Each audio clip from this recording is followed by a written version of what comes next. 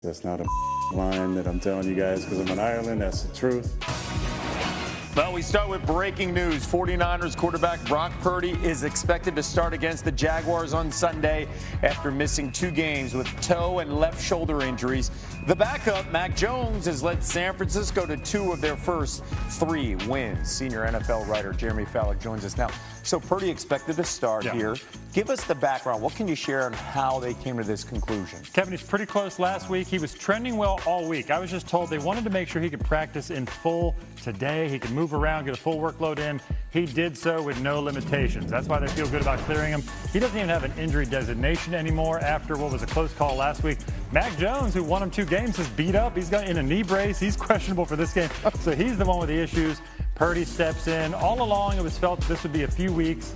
Anything past that would be a bonus, but he's in good shape. Leading me 3-0 49ers without Nick Bosa, though, for the year. That's an issue. Washington Commanders, they are beat up. No Jaden Daniels, no Terry McLaurin. I'll start with Daniels. So I was told that he is trending positively here, but he just wasn't cleared yet medically on that knee. And part of this is a mobility thing. They want to make sure, since he's a dual threat, he can do everything he needs to. McLaurin is a little bit more of a dicey situation. I can rule out surgery, and I was told he's not going on injured reserve. So that's the good news. It's week to week. But beyond that, it's really not a slam dunk that he plays next week. At this point, they just have to see how he progresses. Keep in mind, Marcus Mariota beat his former team, the Raiders, now facing his former team, the Falcons, this weekend. Yes, we love a full circle moment. I want to talk about another quarterback, but one making his first career start for the Giants, and that being Jackson Dart. Yeah. Walk me through why they decided to bail on Russell Wilson already and go with the rook. So when I checked with people with the Giants, 2 things were clear. They just felt like the play from Wilson was not good enough outside of throwing those deep balls in the Dallas game, which Dallas is a mess in the secondary. The play was just not up to par. You saw it in that last drive against the Chiefs. And it was pointed out to me multiple times this week that Dart simply hit every benchmark that was set for him by head coach Brian Dable and his staff. So throughout the offseason, I kept hearing he was a fast learner, highly motivated, tough as you know what. So he put all that together where they just felt like energy-wise, readiness-wise, he can go out there and play. And also, I was told that Brian Dable spent some of this offseason cooking up plays from looking at college tape, like trying to get new ideas like some of those offensive minds do. So you could even see some creativity with this offense that maybe they didn't have. In some ways, they have to simplify it because he's a rookie. In other ways, they can do even more. It feels a little bit like baptism by fire because quarterbacks making their first career start against the Chargers are 3-17 in the Super Bowl era, but 2-2 since 2019. Jay Fowl with the latest around the NFL. Thanks, man. Thank you. The Chargers are undefeated. 6 undefeated teams left. 2 will face off in Tampa. The Eagles visit the Bucs. Philly has won 19 of 20 games, a franchise record, but that whole streak started after the Bucs dominated them a year ago, 33-16 in Week 4. For much more, here's Sal Palantonio.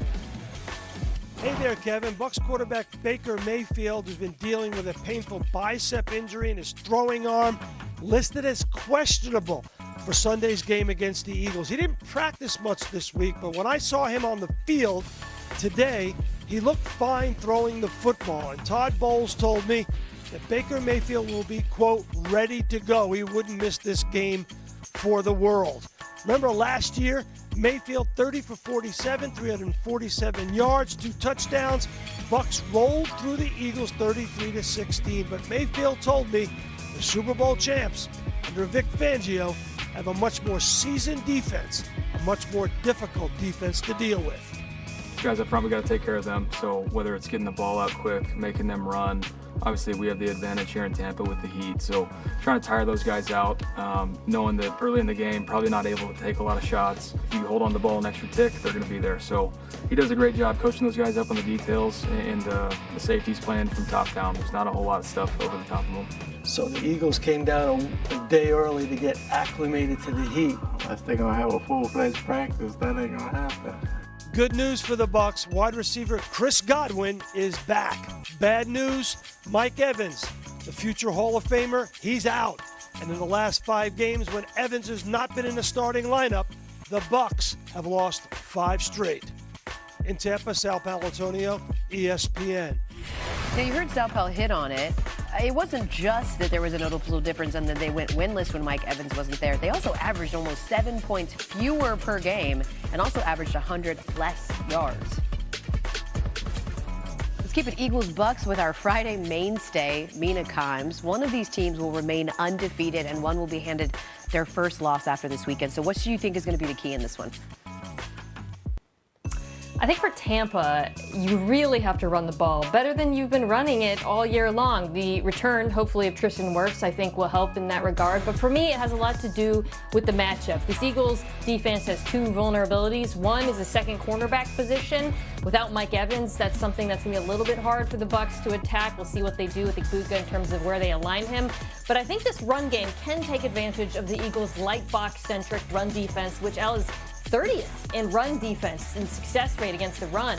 So I'm looking for that combination of Bucky Irving, Rashad White, that gap scheme run game to take advantage of that. And if they do, I think they can help control the flow of the game. Yeah, you're right. The Bucs haven't been consistent, but they do have some explosive capabilities. They've got 12 rushes of 10-plus yards this season, tied for the fourth most in the NFL.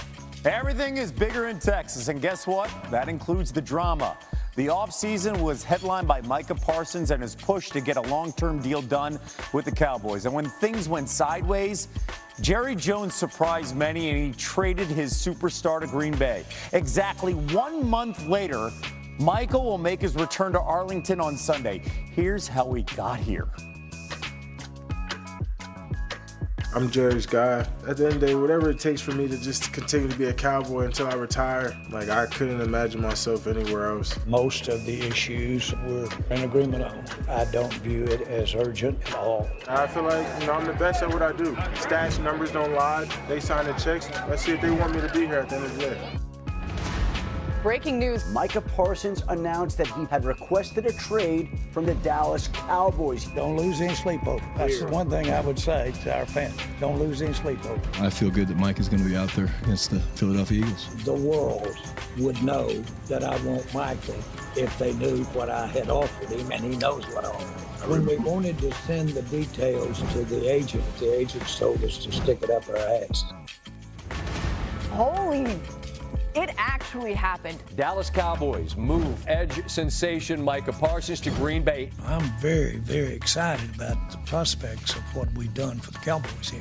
We got what we wanted. Yeah. Sure. Okay, more from Jerry in a moment. Before that, look at this.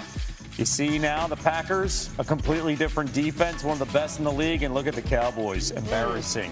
Especially the pass rush. It has struggled mightily this season.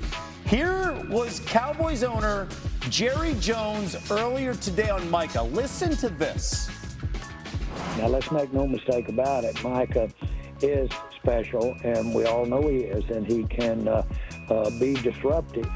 But we have huge amounts of experience with the anecdotes that we've seen used on us for the last 4 years. Right. And while he does make great plays, there is also a way to approach playing against Micah, as we know, because we didn't exactly win the Super Bowl during those years. But being trite, we lost games with Micah. That deep sigh is not because Mina Kimes is back. That deep sigh is because Jerry is back in front of a microphone. I'm not going to ask you to decipher that word.